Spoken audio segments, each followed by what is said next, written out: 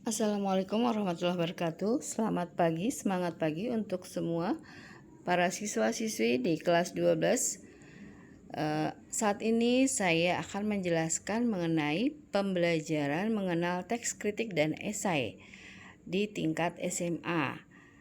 Kembali lagi kepada Smart Channel, jangan lupa untuk subscribe dan komen ya tentunya. Baik, dilihat dari mutu pembelajaran. Mutu pembelajaran saat ini di dalam kesalahan yang paling besar bukanlah kegagalan, tetapi berhenti dan menyerah sebelum merasakan keberhasilan. Lalu tidak semua dapat dimengerti agar bisa diterima oleh orang lain. Itu moto dari hidup, moto dari kita belajar.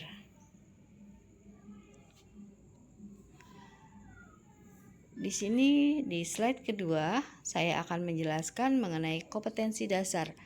Kompetensi dasar dari kritik dan sastra 3.12 membandingkan kritik sastra dan esai dari aspek pengetahuan dan pandangan penulis. Lalu kita lihat dari 4.12 menyusun kritik dan esai dengan memerhatikan aspek pengetahuan dan pandangan penulis baik secara lisan maupun tulisan. Lalu kita lihat di sini apa itu kritik. Baik, kritik dapat dikatakan sebagai analisis secara mendalam terhadap sebuah karya menggunakan kajian teori untuk memberikan penilaian, interpretasi, atau pengamatan mengenai karya tersebut. Lalu kita lihat slide berikutnya, slide keempat. Karena berupa penilaian, teks kritik bertujuan untuk menjelaskan kelebihan dan kekurangan karya sekaligus memberikan masukan atau solusi bagi pencipta karya tersebut. Umumnya, karya yang paling banyak dikritik berupa karya seni seperti film, sastra, musik, lukisan, tarian, dan drama. Lalu kita lihat di sini pengertian dari esai. Pengertian dari esai adalah karangan prosa yang berisi pandangan pribadi penulis mengenai sebuah objek atau fenomena. Jadi, teks esai tak hanya digunakan untuk membahas objek seperti sebuah karya, melainkan juga dapat digunakan untuk membahas berbagai fenomena seperti bahasa, budaya, politik, agama, dan lain sebagainya. Lalu kita lihat di perbedaan kritik dan esai. Perbedaan kritik dan esai dibedakan berdasarkan dua hal, yaitu berdasarkan pengetahuan yang disajikan dan berdasarkan pandangan penulisnya. Kalau berdasarkan pengetahuan yang disajikan, perbedaan kritik dan esai adalah sebagai berikut. Berdasarkan pengetahuan, objek kajian kritik adalah sebuah karya, sementara objek kajian esai adalah karya atau fenomena itu sendiri. Dalam kritik terdapat deskripsi karya berupa sinopsis atau ringkasan karya yang dibahas. Sementara esai tidak menyajikan sinopsis atau ringkasan objek atau fenomena yang dibahas. Kita lihat di sini kritik menyajikan data objektif, sementara esai tidak selalu membutuhkan data objektif. Jadi kritik kita membutuhkan data secara objektif ya. Baik, berdasarkan sudut pandang dari penulis, kita lihat di sini perbedaan kritik dan esai adalah sebagai berikut. Dalam kritik, penilaian pada karya dilakukan secara objektif dan disertai data serta alasan yang logis. Sementara pada esai, penilaian dilakukan dengan subjektif alias menurut pendapat pribadi penulis esai. Penilaian karya dalam sebuah kritik dilakukan dengan menggunakan kajian teori yang sudah mapan. Misalnya berdasarkan teori postmodernisme atau teori feminisme. Sementara pada esai, penilaian jarang mencantumkan kajian teori. Kita lihat lagi berdasarkan sudut pandang dari penulis, perbedaan kritik dan esai adalah kritik menyajikan penilaian sebuah karya secara utuh dan menyeluruh, sementara esai hanya membahas hal-hal yang menarik dari sebuah objek atau fenomena berdasarkan pengamatan atau pandangan penulis. Sekalipun tidak membahas sebuah objek atau fenomena secara menyeluruh, hal-hal yang menarik pengamatan atau pandangan penulis, esai tetap dilakukan secara utuh. Di sini kita lihat menyusun kritik. Dari prinsip-prinsip yang perlu kita perhatikan dalam menyusun kritik adalah sebagai berikut. Kita harus benar-benar membaca atau menonton atau mengamati karya yang hendak kalian kritik atau kamu kritik. Hal ini penting, kenapa? Agar interpretasi dan penilaian kamu terhadap karya tersebut utuh. Lalu bekali diri kamu dengan pengetahuan mengenai karya yang hendak kamu kritik. Semisal kita ahli di bidang atau profesional di bidang sastra atau kita ahli dalam bidang manajemen. Nah, kita harus mempunyai bekal ilmu tersebut. Ya. Kamu harus mengungkapkan kelebihan atau kekurangan karya yang kamu kritik. Itu gunanya kita menyusun kritik.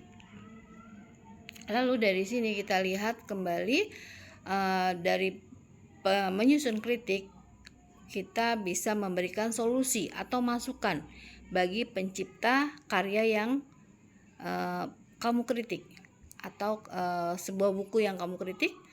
Saat menulis kritik, kamu harus bersikap objektif dan harus mengumpulkan data-data penunjang dan alasan logis yang dapat mendukung interpretasi dan penilaian yang kamu berikan terhadap karya yang kamu kritik.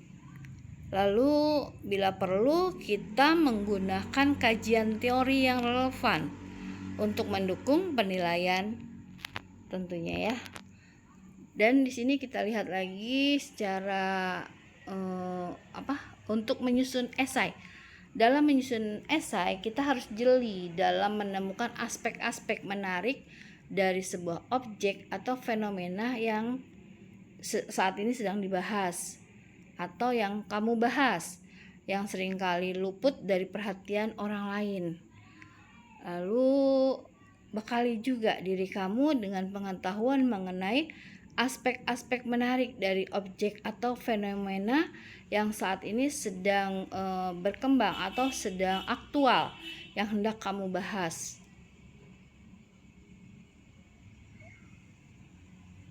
Baik, dalam menyusun esai kita harus menggunakan argumen yang logis. Saat kita menggunakan argumen yang logis, kita dapat membahas aspek yang menarik dari sebuah objek atau fenomena yang dapat diterima oleh pembaca. Tulis esai kamu atau tulis dahulu esai dalam bahasa yang mengalir agar teks esai kamu menarik untuk dibaca. Sesuai dengan keinginan kamu, bahasanya tidak terlalu formal, tetapi menarik untuk dibaca atau setelah kamu melakukan penelitian dari esai tersebut. Gunakan gaya bahasa yang khas untuk membedakan teks esai kamu dengan penulis esai yang lainnya. Jadi kita mempunyai keunikan tersendiri, bahasa-bahasa yang memang untuk mengedepankan bahwa kita punya keunikan dari bahasan kita. Kita lihat di sini struktur kritik dan esai. Struktur kritik dan esai tergolong dalam teks eksposisi. Jadi dia teks memaparkan ya, termasuk golongan itu. Kita bahas di sini tesis. Tesis merupakan pendapat atau opini umum berupa pengenalan atau deskripsi karya dalam sebuah teks, kritik atau pengenalan dan definisi umum dalam sebuah teks esai. Baik, kita lanjut kembali rangkaian dari argumen.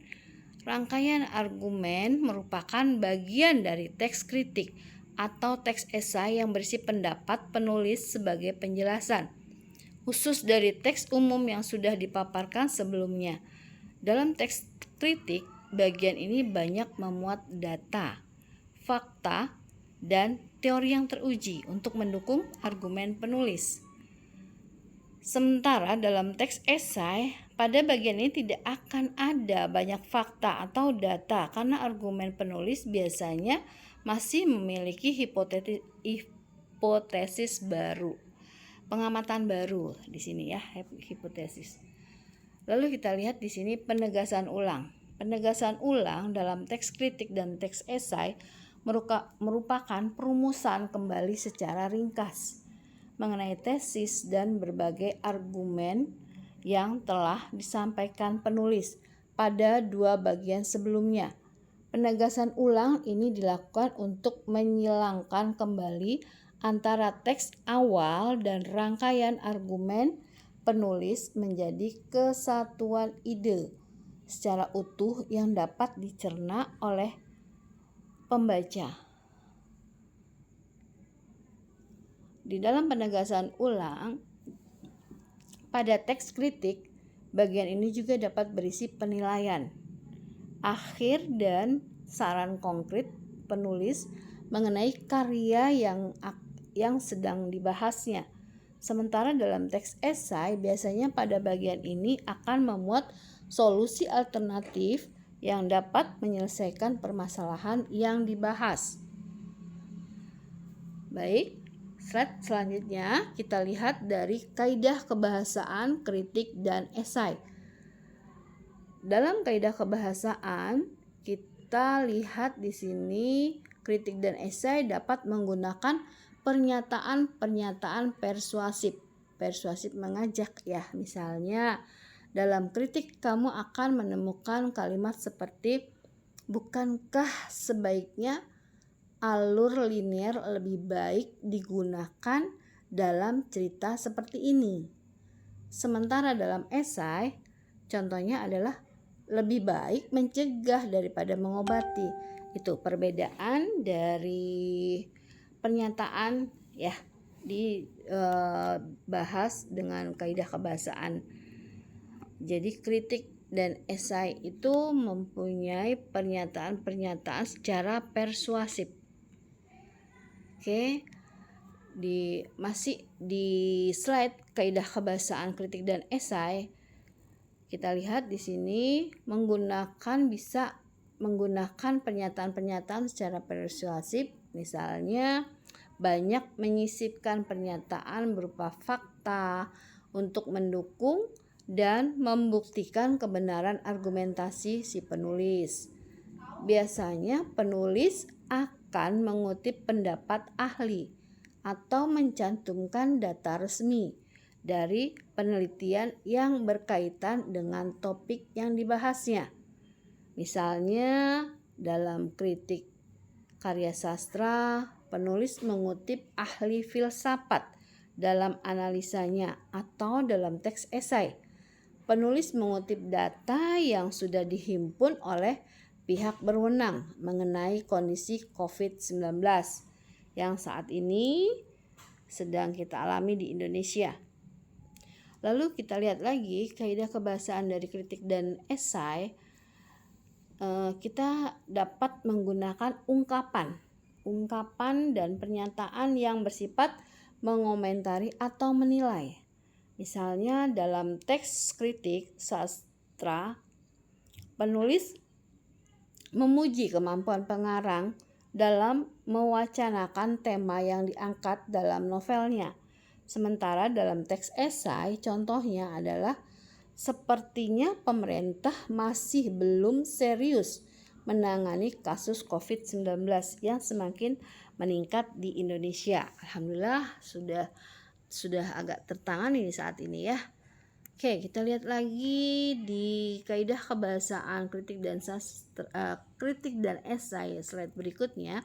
Banyak menggunakan istilah teknis yang berkaitan dengan topik yang sedang dibahas. Misalnya, dalam kritik sastra terdapat beberapa istilah seperti stilistika, diksi, majas, konflik, alur, alinier, dan lain sebagainya. Sementara dalam esai mengenai COVID-19 akan terdapat beberapa istilah seperti virus, COVID-19, mutasi virus, mahkota virus atau clone, vaksin, dan lain sebagainya. Oke, ternyata lumayan banyak ya kaidah kebahasaan di dalam kritik dan esai. Kita lihat lagi dari kata kerja mentalnya. Kata kerja mental itu dari penggunaan kata kerja ini digunakan karena pada dasarnya teks kritik dan teks esai adalah teks eksposisi yang bersifat argumentatif ya. Contoh penggunaan kata kerja mental adalah memendam, mengidentifikasi, mengingatkan, menegaskan, menentukan, dan mengandalkan tentunya. Baik, di sini kita masih membahas mengenai kaidah kebahasaan. Kata kerja mental. Penggunaan kata kerja ini digunakan karena pada dasarnya teks kritik dan teks esai adalah teks eksposisi yang bersifat argumentatif. Contoh penggunaan kata kerja mental ini yang sudah dipaparkan oleh saya tadi ya. Oke, baik. Di sini slide-nya sudah sampai terakhir. Saya mengucapkan terima kasih, semoga bermanfaat dan menambah wawasan untuk siswa-siswi di kelas 12 yang sedang belajar kritik dan esai di semester 2. Semoga bertambah ilmunya dari menyimak ya slide-slide pembelajaran kritik dan esai dari Smart Channel, dan saya minta dukungannya untuk selalu like, comment, share, dan tentunya subscribe ya. Oke, terima kasih.